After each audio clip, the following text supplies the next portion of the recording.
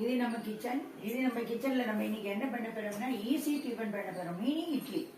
Mini இட்லிலையும் பொடி இட்லி பண்ண போறோம். அதுக்கு என்ன தேவைன்னா எல்லாம் 2 ஸ்பூன் அளவுக்கு நல்லெண்ணெயை விட்டுக்கணும். மாதிரி 2 கடுகு போட்டு பொரிய விடணும்.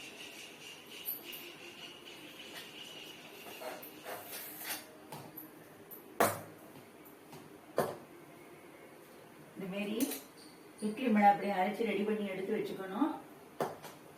சிறிதளவு ஒரு 1/4 ஸ்பூன் அளவுக்கு காரப்பொடி. இதில் வந்து காஷ்மீரி சில்லியும் தனி மிளகாயும் நான் வாங்கி மிஷினில் நான் காய வச்சு மிஷினில் அரைச்சி எடுத்து வச்சுருக்கேன். இது ஹோம்மேடு பொடி. அப்புறம் இதுக்கு நல்லெண்ணெய் தேவை.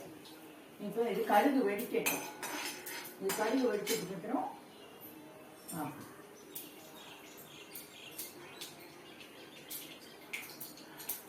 கடுகு வெடிக்குது.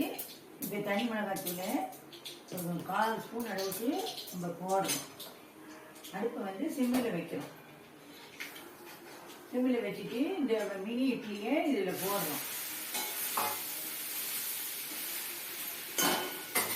இப்போ நமக்கு தேவையான அளவுக்கு இட்லி மிளகாத்தூளை இதில் போடுறோம். இப்போ நமக்கு தேவையான நல்லெண்ணெயை விடணும். நல்லெண்ணெயை விட்டு நல்லா இதை வந்து முதல்ல பெரட்டணும். இந்த இது வந்து இதில் ஊறி வரணும். அந்த அளவுக்கு இது பெரட்டணும். இப்போ எண்ணெய் பத்தலை, அதனால நான் இன்னும் கொஞ்சம் எண்ணெய் விடுறேன்.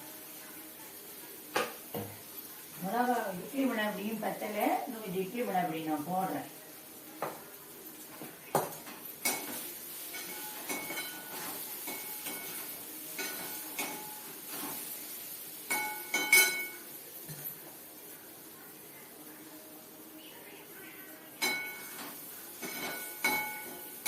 இப்போ மினி டிஃபன் இட்லி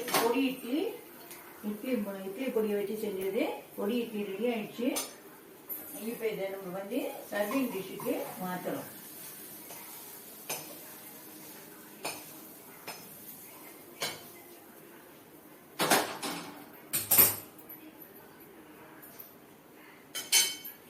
இப்போ இது ரெடி.